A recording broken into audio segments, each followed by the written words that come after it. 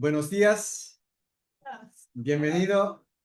It is an absolute pleasure to see so many people here for this very special event. Thank you so much for coming out on this beautiful Monday morning.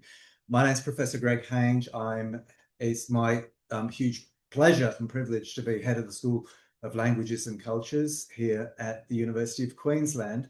And an even greater pleasure and privilege for me to be welcoming here for the first time in her role as adjunct of our school, Gabrielle Hall, who I'm not going to tell you too much about, except for the fact that she's a complete superstar on a stellar career trajectory that I'm sure we're going to hear a little bit about today. When Angie Nags, my amazing senior learning strategist, and myself started seeing what she was doing on LinkedIn and other things, we're like, we have to nap her. Because I think, as you'll hear today, languages have opened up all kinds of amazing pathways for Gabby. And we really wanted, especially our students, so great to see so many students here, to have the opportunity to hear what this can do. And this is really part of the work that we've been doing in the school over the last 5 years to really bolster the importance of languages, to foster a better understanding of that, and to let our students know, I guess, the opportunities that they can open up.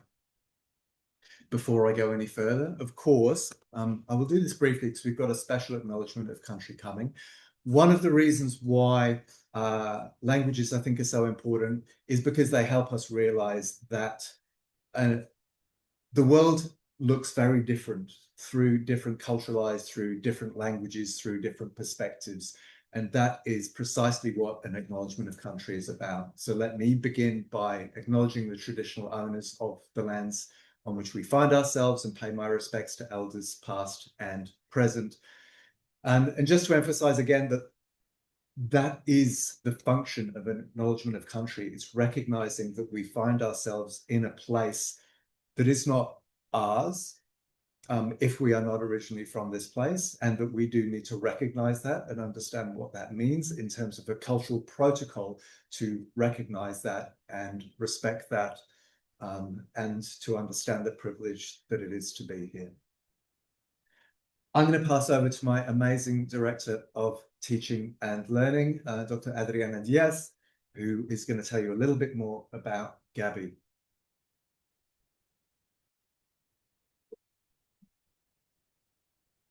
Thank you, Greg. Before I begin telling you a little bit more about Gabby, I would like to do a special acknowledgement of country today. Nos gustaría empezar reconociendo que hoy nos encontramos en tierras que han sido, son y siempre serán territorio de pueblos indígenas. Queremos honrar y respetar las tierras ancestrales y sagradas de las comunidades originarias que han habitado, cuidado y protegido estos espacios durante milenios. It was really important to us to share that in Spanish today. And yes, I wanted to tell you a little bit about Gabby, because there's lots of special things to say. As Greg said, Gabrielle is Australia's next Consul-General and Trade and Investment Commissioner based in Sao Paulo, Brazil, taking up her posting late April 2026, so very soon. In this role, Gabrielle will also serve as Trade and Investment Commissioner to Colombia and Mexico. Gabrielle is currently Australia's Consul-General and Trade and Investment Commissioner in Houston, Texas, where she leads the Australian government presence in Central South USA, Texas, Oklahoma, Arkansas, and Louisiana. But prior to joining the Australian government, Gabrielle was a locally engaged officer for foreign governments of Chile and Uruguay, often collaborating with other Latin American diplomatic presences to deliver joint public diplomacy initiatives, trade, tourism promotion. Now, here's the important part that when I saw this, I was very excited about her studies, which have to do a lot with UQ, with this place. Gabrielle holds a graduate certificate in international relations and political economy from ANU. But before that, she graduated from the Bachelor of Arts with an extended major in Spanish, which I just heard from Roberto. She started from Span 1010, absolute beginner. Yes, yes. And recently, with the support of Austrade, Gabrielle completed a course in executive presence and influence from Wharton Business School Executive Education. She participated in a UQ abroad exchange program in 2011 to Pontificia Universidad Católica de Chile in Santiago. And upon returning from her exchange, she attended the UQ Latin American Colloquium, which perhaps many of you have attended before, where she met one of the visiting ambassadors, which I also just heard from Roberto. Roberto managed that introduction, and the rest is history, isn't it? So that went on, that verbal agreement that happened that day went on to for Gabrielle to go to Canberra for an unpaid internship at the Embassy of Uruguay. And this experience laid the foundation, which formalized the UQ's embassy internship program, which I heard some people just returned from. So it's great to have you here as well. Gabrielle will be taking up, as Greg said, the role of Senior Adjunct Lecturer with UQ School of Languages and Cultures from this year. So we're very excited to have her and to listen to her talk about engagement with AI. So I'll pass the word.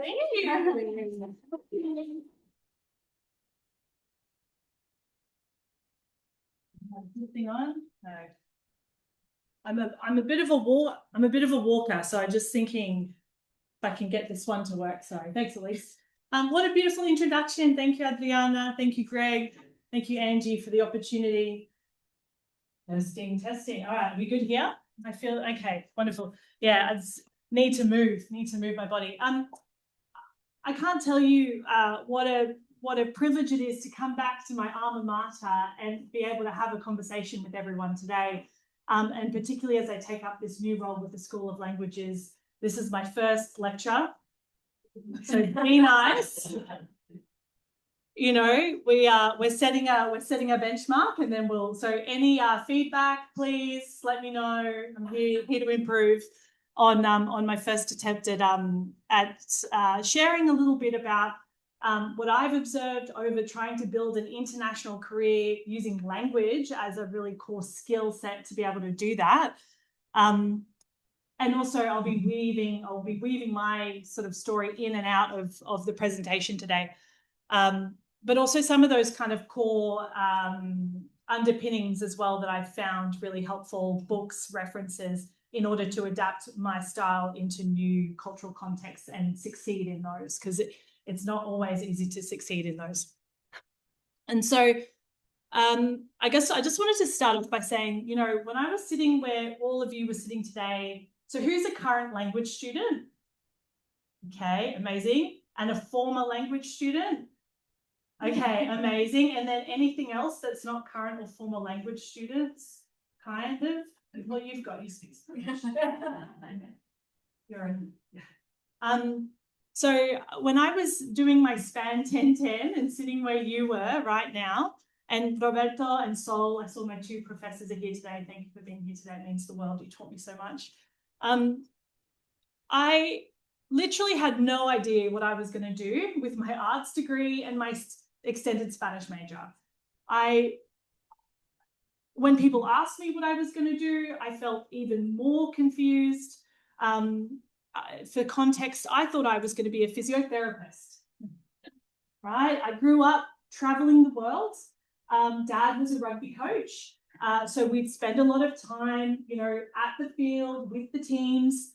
And I wanted to be part of that sport environment. So I was, you know, logically, great, I'll be the physio. And because that's what I knew, that's what I was exposed to growing up. Physio was hard. The cadavers, like dissecting dead bodies, was not my vibe. The microbiology, you know, talking about teeny tiny things in classes with hundreds of people on them felt really impersonal. And I just struggled. I struggled. So I said, this is not for me. This does not light me up. I'm clearly not very good at this either. So I dropped out and said, I'm gonna do an arts degree so I can have the breadth of things to choose from. And I'll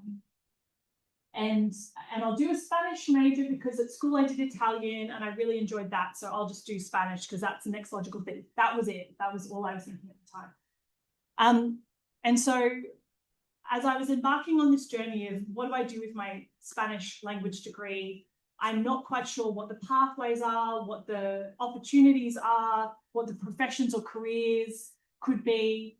I just want to validate that if anyone feels that way right now in this room, I felt the same way and it's okay to feel that way. And I want to tell you that there is no one pathway.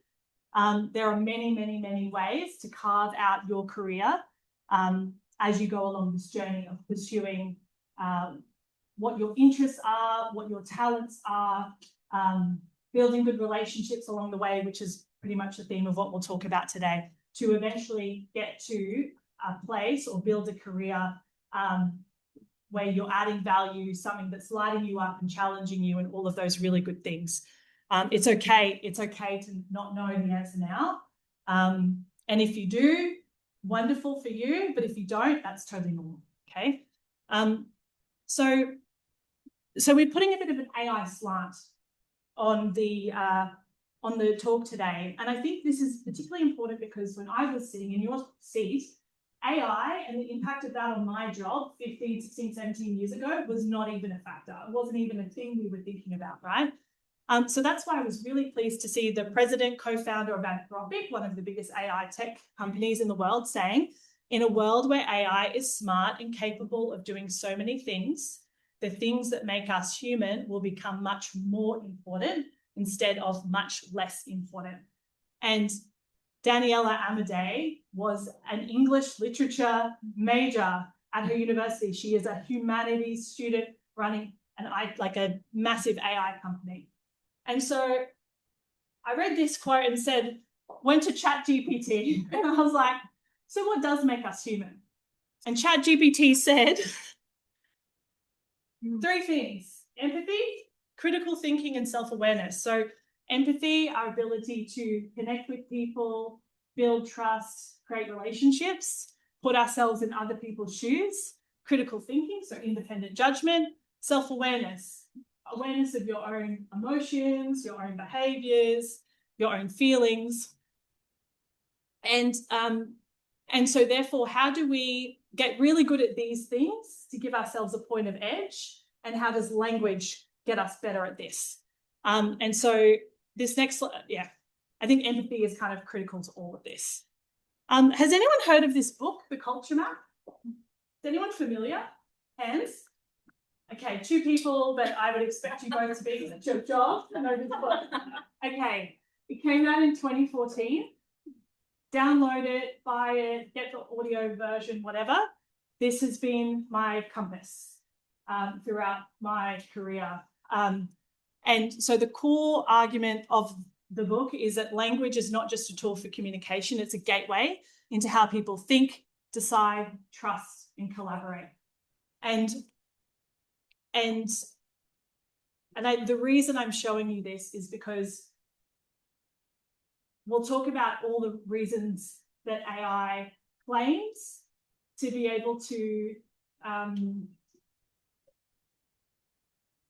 compensate for, do away with the need of doing the hard work of learning the language the hard way. But this book shows you that there are no shortcuts to that, right? In terms of how you adapt your communication style or your behavior in order to find common ground with someone from another language or another culture in order to get business done. This is a very a business orientated book. So let me talk you through the framework and then we'll kind of come back on a few points. So basically, when you download the book and read it, you will get a much more polished version. But so the culture map talks about scales. So each of these, I think there's one missing called persuading, but we're talking about communicating in low context or high context cultures evaluating, direct negative feedback, indirect negative feedback, and so on and so forth, right?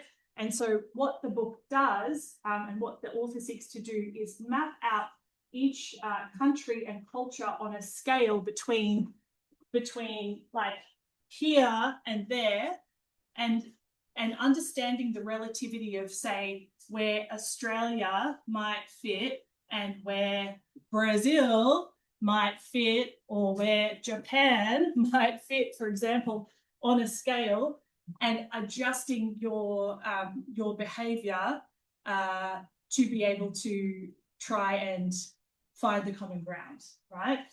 So why is this important for language? It's all important, but there are two of these that I think I've used a lot in my career. If we talk about communicating, we've got the low context versus the high context. So low context, say what you mean what you say. We do this in Australia really well. The US, I think, is the most kind of on this side of the scale, versus high context, which is read between the lines, what is implied versus what is actually said. You know, what is the maybe second degree meaning behind something?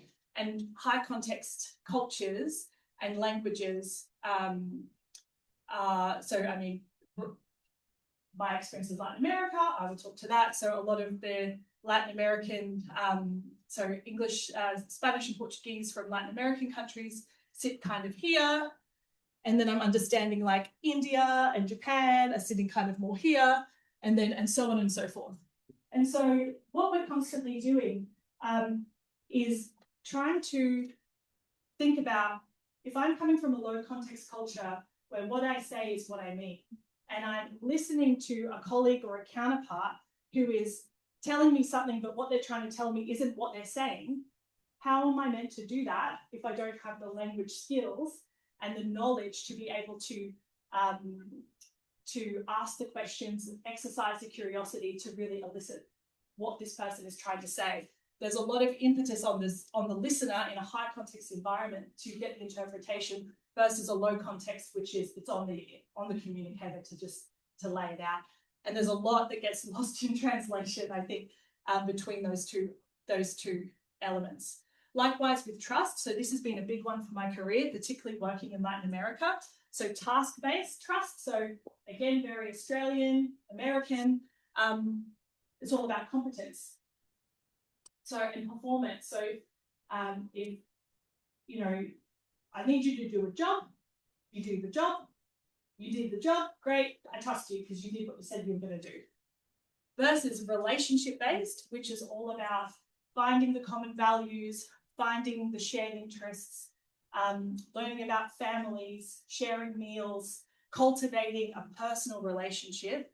Then in order to, now I trust you, so here's the contract, do the job.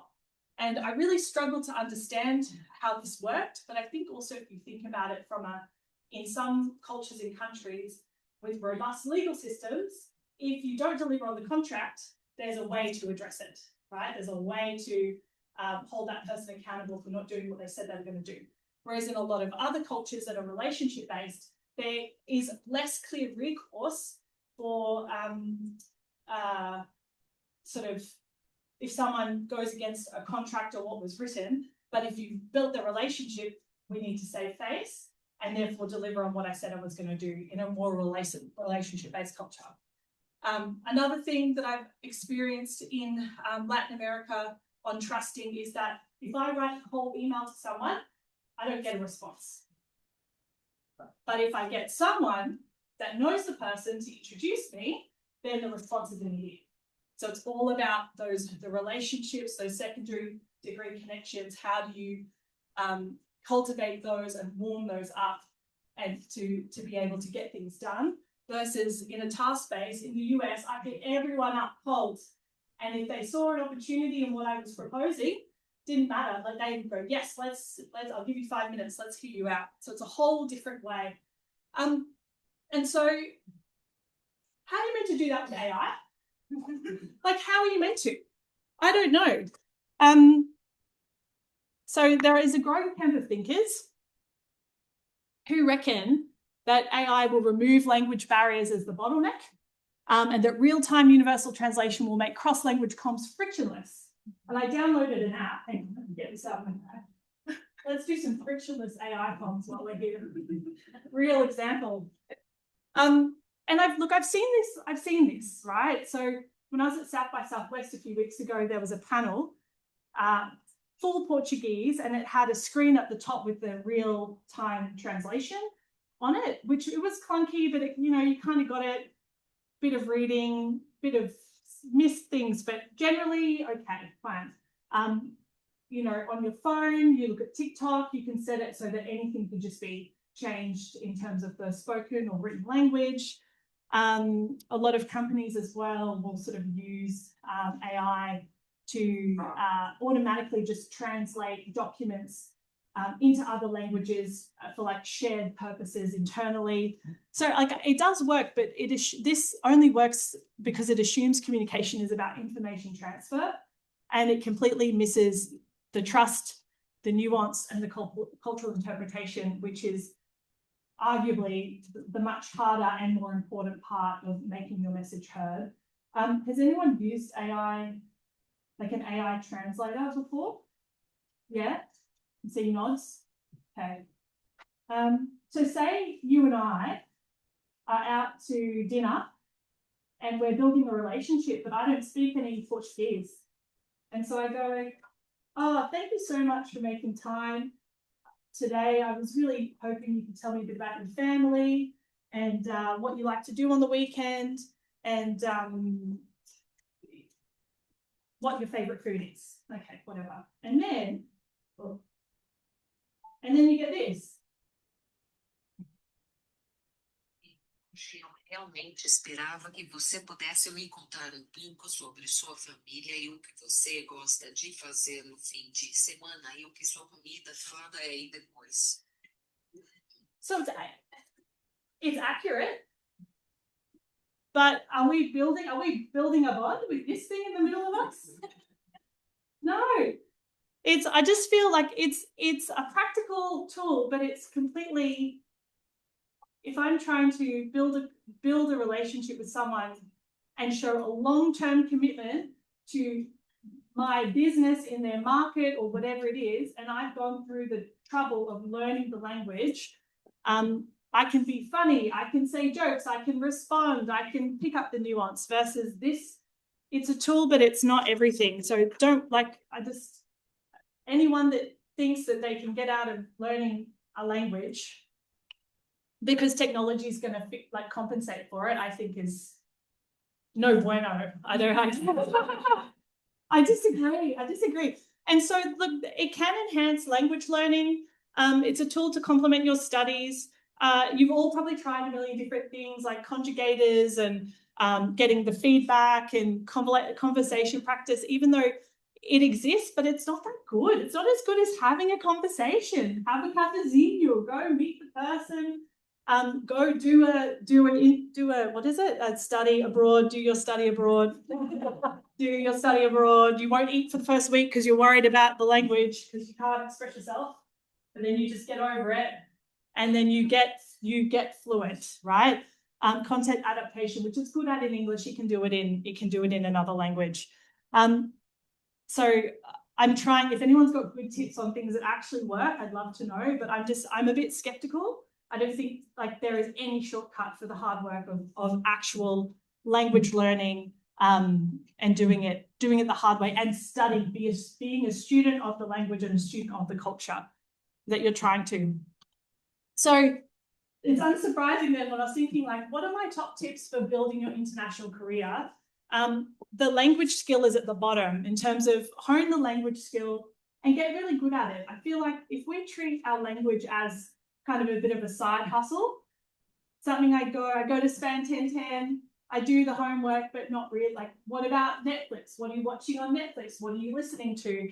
Are you going to UQ LASA, meeting all the Latin American students, making them practice with you? Are you going on your student exchange? Like, how are you completely immersed in this thing? Because for me, when I was coming out of my arts degree with my extended Spanish major, how embarrassing to claim that I had an extended major without being able to string a sentence together when push came to shove. So really get into it, like get really enthusiastic about it would be my first one. Second is the relationships. So when I look back at this career trajectory over these years, it's all been about a door open, a relationship cultivated, and then the other part of that, which I'll just flick to the next one, is delivering on, or thinking about what value can you create for that person and delivering on it, right? It's all well and good to have nice relationships, but you also want to build a reputation for someone that can be like getting stuff done, being action oriented, taking the opportunities. And then through that, you then build more trust, right? Because you've got your good relationships, you're someone that can do things. It's all very basic. None of this is rocket science, right? And then the last part of it is pay it forward.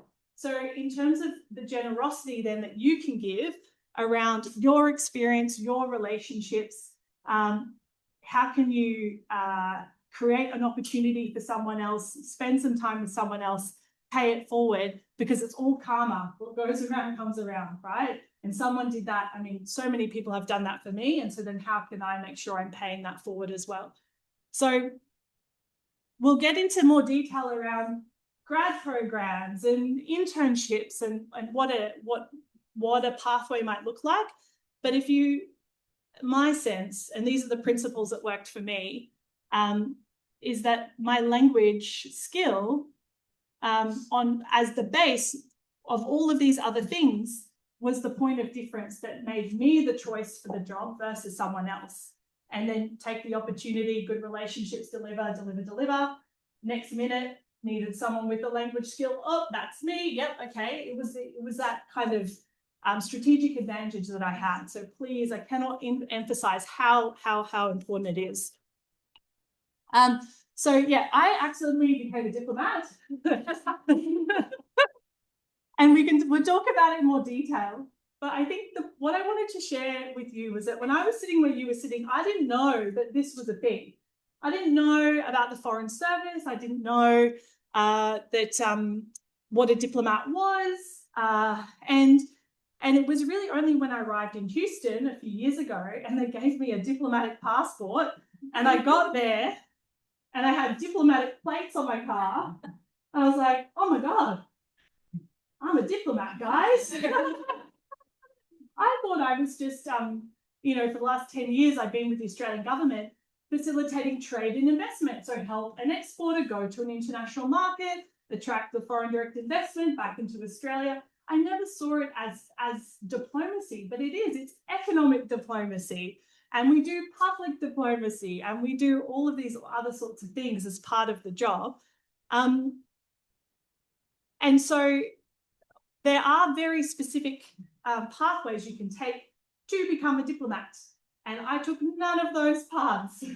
So I want to talk to you about later in our Q&A, the paths that you can take formally, and then maybe if you were having to kind of carve your own path the way I did, what that potentially could look like.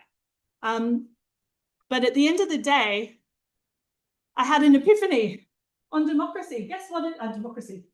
Epiphany on democracy. Epiphany on diplomacy. Turns out it's about the currency of diplomacy is people. It's people, it's relationships, it's communication, it's culture, it's mutual benefit. It's all of these things as an arts student and as a language student are the DNA of what you're doing. And next minute, that's a job that you can get paid to do. It's amazing. So, and I say this putting myself back in the shoes of a student with no idea of what you could do with this degree. But actually the perfect thing that you can do with this degree is become a diplomat, right? Because you can, the skills that you have to connect with people is the core skill you need to be successful in this role. Regardless of what your opinion is on anything, right? It's how do you elicit information out of other people, and how do you find the mutual common benefit and the common ground. And so really the final thought here is, so language builds relationships, relationships build careers, and there are no shortcuts to that. So yeah, The end. That's it. That's all I got, guys. Yeah. I'm going to hand over to Adriana in just a second with some questions for Gabby, but can I just start getting you to think a little bit more about that point where you stopped, which is about the effort that's required. And earlier you talked about the hard work as well. I mean, it isn't easy to learn another language, but I guess there's a part of me that thinks that's kind of why it's even more important. And even more so in the context of what we're seeing happen with AI, where a lot of people just actually want to try to outsource the effort, not do that. So what would you just say to somebody that doesn't really want the hard work coming, not only in terms of you know, not avoiding, but understanding what it actually builds to actually have to do that, to have to apply yourself, to actually go through that discomfort of putting in the hard yards. How's that been? Thank you. So I used to be a rower at UQ down at the boat shed, right? The alarm would go up at 4:15, 4 mornings a week, 5 mornings a week. Getting up. That alarm going off every morning going, oh my God, not again. And then getting myself out of bed anyway, getting to training, rowing for hours on the freezing cold river.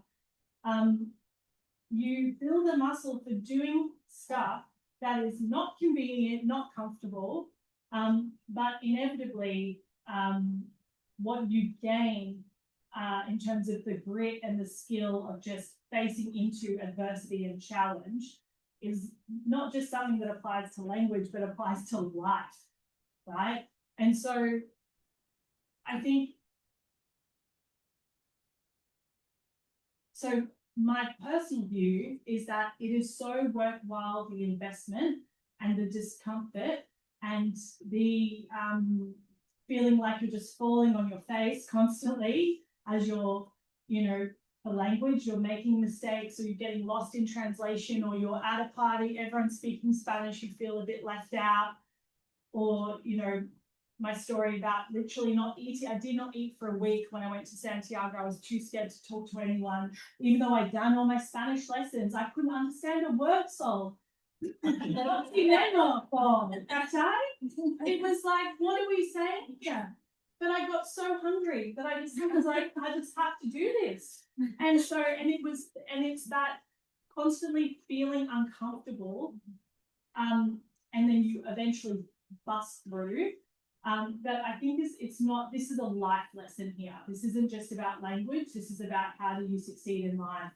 And inevitably the things that you struggle with and that you challenge yourself on, the results are so much better than if you just taken a shortcut and just gone, yep, here we go, with no kind of broader investment in the thing. And on top of that, Spanish, it's now a skill that I have that I, started cultivating here at UQ back in 2008 or 9, I think I came in and did my exchange. And now it's not perfect. My Spanish is not perfect, but I feel perfectly confident to talk to any type of person in any kind of scenario because I have it, it's all there. Because I did the hard work of learning it the hard way and not taking a shortcut by just Googling a thing or chat GPTing a thing, or it sticks with you forever. So it's worth the investment in yourself to do that, or the language and for life generally. Yeah. So I went on a bit of a tangent. Yeah. Wonderful. Thank you so much. I just had a question about Spanish in particular, and I'm wondering, in your life as a diplomat now, and you mentioned something just now that I was thinking about, and that students probably think about too. Your Spanish, you said, it's not perfect. So how do you manage that in diplomatic relationships? How do you see other diplomats managing language skills when they may not feel super confident and they have something super important to discuss? Absolutely. It's a great question. So I think the first thing I'll say is, so if you end up in a career with DFAT, so Department of Foreign Affairs and Trade, they will send you to be a full-time language student before you get posted to said location. And so you might be 1, 2, 3 years full-time language because they understand the importance of having a language in the market that you're trying to deal with. In Austrade land, there's no language training. You're just expected to have it or figure out a way to get it on your own terms, which is why I think this has worked for me really well in that department versus in DFAT. I think we always talk about you don't have to be perfect, but you have to be very clear on your key messages. And so if you have, so anytime we go in an engagement, maybe with the governor of Texas, or it's the, I don't know, president of wherever, or the representative of whoever it is, you always going in very clear on what are the key messages we want to convey, what are the key questions we have. And so there is an amount of preparation you can do to make sure that you're covering those bases, and then letting go of any of the other bits sort of around the side. I think the other part where not perfect Spanish, for example, works is in the relationship building piece. We talked about lunch, talked about dinner, cafezinho, all of these things. Having a really lovely casual vocabulary actually will pay dividends for you in a business sense, because that's all about just connecting around family and hobbies and or shared values, religion, politics, whatever you want to talk about. So I think it's about not striving for perfection. It's about striving for a level of confidence and fluency. And if you don't know the word, como se dice, palabra aquí es en español y todo bien, right? Let's be clear as well, though. Right? Yeah. I think one of the hang-ups is that we, as Anglophones, many of us here originally, we kind of tend to think that everybody else speaks English. The kinds of circles that you moved in, you realise that even if those other people have been on a course, they might speak some English, but their English is by no means perfect either, right? Yeah. So I've met enough French ambassadors, French consulate, and with Roberto, some of the Latin American ambassadors, to know that they don't speak great English sometimes, right? And it's not to try to be rude, but it's just to say that everybody is kind of going through the same struggle within that international environment.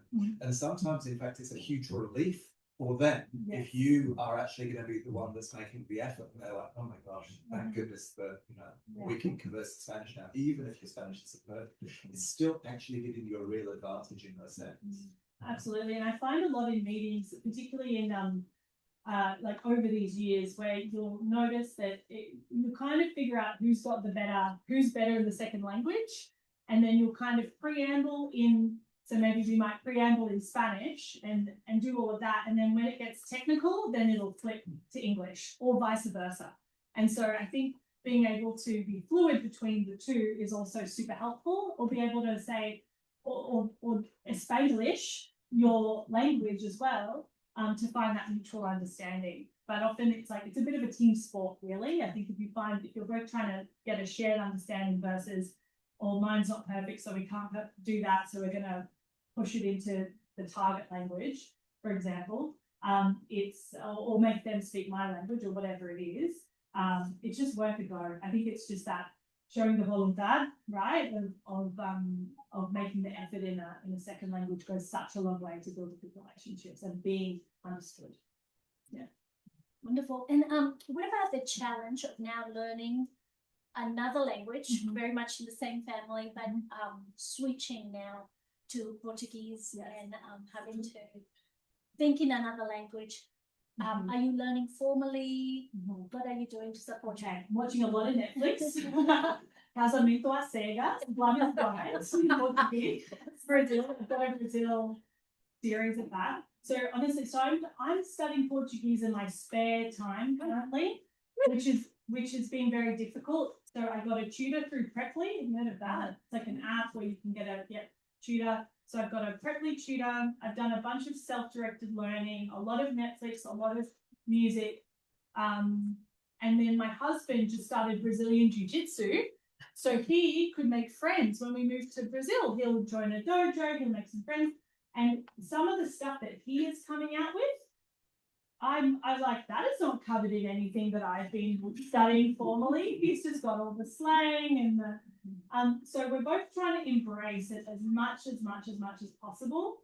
But nothing will beat immersion when we get there. And then once we're immersed and in the role, I've got another week of like formal learning booked at the end of July. But it's what I did was I basically told my employer, I speak Spanish.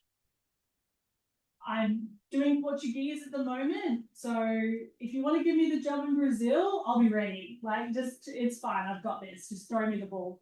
Because that, like, it's a very nice adaptation from Spanish to Portuguese anyway. So it's a little bit, imagine if I would never have said that if we're talking about literally any other language, maybe besides Italian. Yes. I would never have been so bold and confident in my own ability to just figure it out. So yeah, but it's been so fun, and I can't wait to just get immersed in the culture and again, fall on my face, feel a bit hungry, but actually I don't feel embarrassed anymore to speak a second language like I did when I was in my early 20s. I was mortified, but now it's like, oh, whatever, we'll figure it out. Yeah. Fantastic. Yeah. Thank you. I had a couple more questions, but I think one, you said a lot of things that I think our students here in the audience appreciated, but what is one more piece of advice that you would give to them that you haven't mentioned yet, especially in relationship to, I guess, AI and the world of diplomacy? Because you talked about language and AI, but also in diplomacy, I wonder, is there a space there that you see AI going, and that maybe skills that they should also be thinking about to do with that? Totally. So we just got AI interoperability with our system, which I think is late. We are sleeping. We are behind the 8 ball when it comes to being able to use AI as part of our day-to-day business. I've been using shadow AI, so use it in another environment and then pull things across. Particularly when it comes to drafting speeches for ministers, I'm talking English, like not a second language. When it comes to drafting things, when it comes to pulling out key points of websites or references, so that certainly has been super, super helpful. But then that's just a starting point, I think. And so so we are certainly using it to aid our work, but in English, so I haven't tried to use it in any other target language. And so my advice to students right now is get across everything, try everything. You want to know all of your, like all the Gen AI options, what are they good at? Download the free thing on your phone, delete it after a week before they charge you. Try it, get familiar with it, because I'm now trying to learn it in the context of my job. So the more skill and knowledge you have of all of that, I would encourage you to do without using it as a crutch and just being able to just spit out rubbish and call that good work. Because we see that a lot too. Sometimes, like, one of my staff sent me a report on something the other day, and I was like, it was so obviously not from his brain. It was full just AI prompting. And I was like, what is this? Where did you get this from? Come on now. And so but you can use both. It's like, how do you get the best of both worlds? And I'm sure, like, in a uni context, you're seeing this used in a different way than what I am in a professional sense, but you need to know what you're dealing with to be able to leverage it to the strength and not get trapped in, I don't know, there's a lot of rubbish that comes out, isn't there? Yeah. So, I don't know if we want to open up for a couple of questions, maybe from the audience. Yes. Yeah. Please. Hi. Do you want it on the mic? No? Thank you for your presentation. Thank you. That's Oh. with flying colors. Oh. Dynamic, different thing. Nice. That's Oh, thank you. second comment. I am from Chile. Ah. I was very sorry for the comment I'm going to say. Yes, I'm Chilean. No, That's okay. I'm going to say it and just forget it, okay? I'm very sorry for what you have to endure. What you're saying in Chile, because it's very difficult to speak nothing. Every time I meet someone, I talk about language and blah, blah, blah. And I said, if you want to learn real language, don't go to Chile. Sorry, okay. Second, this is question, two questions for profession. How did you feel at the beginning when you felt that your language that wasn't tied out. Yeah. How do you deal? How do you manage? Because I learned my English in Lincoln, and I feel inhibited. I mean, sorry. Sometimes when we learn something, especially language, we put also some barriers that are not there. That's like my barrier was want to speak about it. Speak like the UBC, English. Never going to happen. Sometimes coming back, no time was going. Did you go through the same process at some point? Yeah. That you were feeling confident in to speak, articulate a proper sentence? Second question is, you mentioned about the relationship based communication versus Yeah, for task-based versus relationship-based, yeah. You say that countries communicate in different ways. South America, Latin America, Spanish America, and that way, like countries, Anglo-Saxon countries communicate that way. Is there a country or culture that communicates like the third way or the middle path? Yeah. Something between these kind of balance. Yeah. So the first thing is, I think learning Spanish in Chile was the best thing I ever did because it was the hardest Spanish to learn. And now I can understand in Spanish because of the Chilean Spanish. So it was a gift, really, to learn Spanish in Chile and the Chilean pride. And then to go back 10 years after I was a student as the Trade Commissioner for Australia in this and have that story about being there, understanding it better. So it was a gift to go to Chile to learn my Spanish. I can't tell you. I think Sol was a bit, you know, I came back with a real strong Chilean accent. She was like, whoa, whoa, whoa. Down, girl. And so now it's very kind of neutral and weird. But so that was a gift. A. B, I constantly felt like, bye, Roberto, te quiero mucho, gracias por venir. Te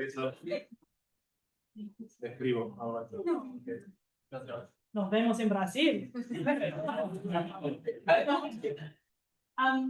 And so I always felt like a 5-year-old child. Like I can't express my thoughts and my feelings with the level of maturity that I want to. I'm just stuck in basic land. Basic land. I had some very patient Chilean housemates who would just, you know, give me the time and the space, and they had enough English so that if we got stuck on the Spanish, they could kind of correct it back. But so it was having patient support around me while feeling like I couldn't contribute to the level I wanted to contribute to because my vocabulary, grammar was just not where it needed to be.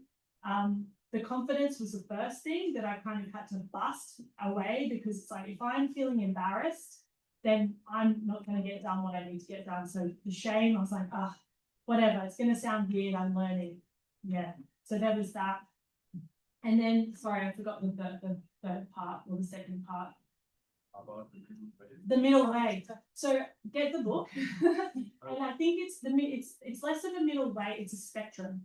And so, and I've got some screenshots on my phone to show you, but basically what she's done is she's mapped out all of these cultures across the spectrum and then finding the relativity between your culture and the target culture or language, and then adjusting that gap versus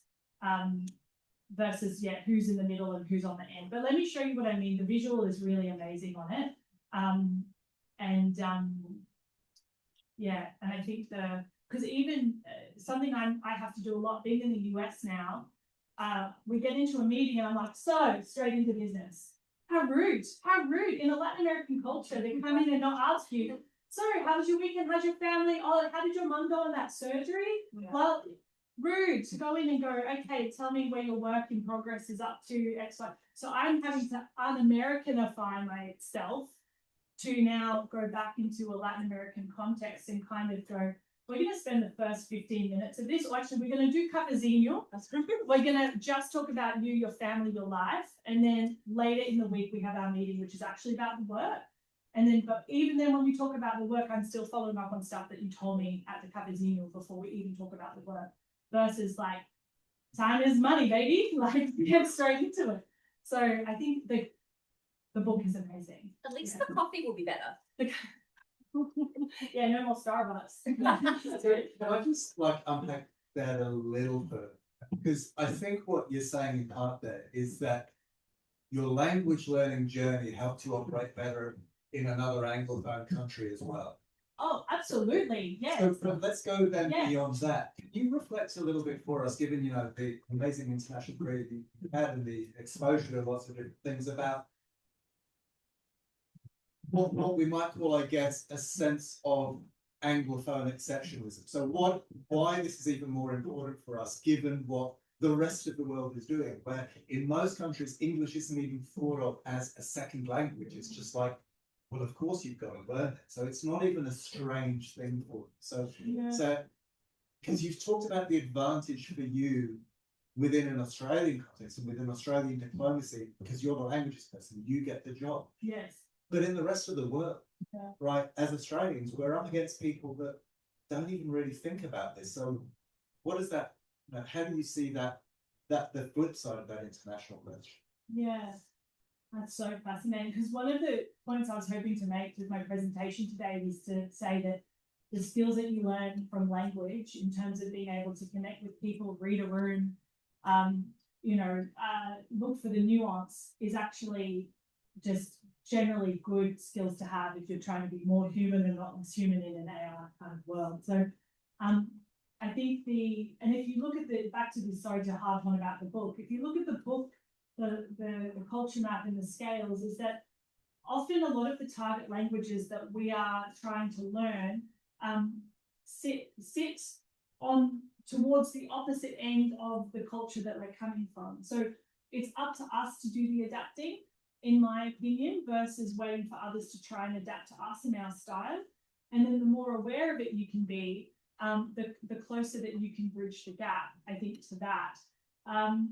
The US, now working at the US is a beast, right? It's a beast. There is an expectation that decisions are made like this, feedback is given like this, things are done this way.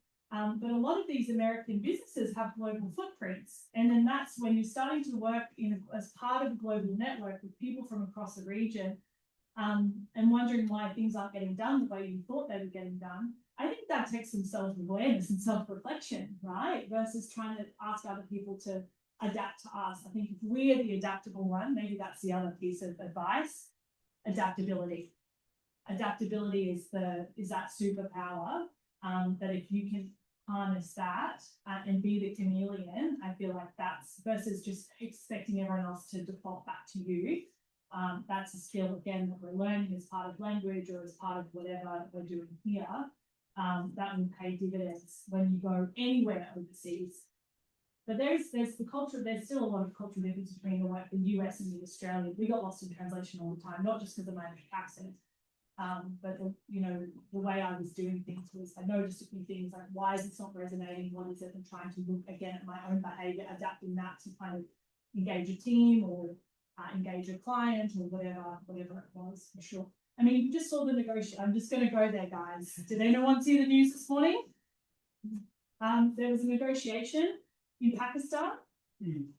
Went for 21 hours, and we come away with no one was on the same page. Who was reading the room on the culture in this organization? Like, I was wondering, thinking, like, what that would have been like. The Americans coming in with the very say what you mean when you mean what you say, and the Iranians with all of the cultural context and history and nuance around that. Imagine what that with some interpreters in the middle, like what would that have been like to be a fly on the wall in that conversation? And how are they ever going to get on the same page in that? You know, and like it's just fascinating. Sorry, I've gone a bit off piste. All right, I think we have literally one more question. Time for one more question. Yes. Just a quick question. I mentioned earlier about traditional routes getting played on. Yes. So my touch. Yes. Q&A. Thanks for asking.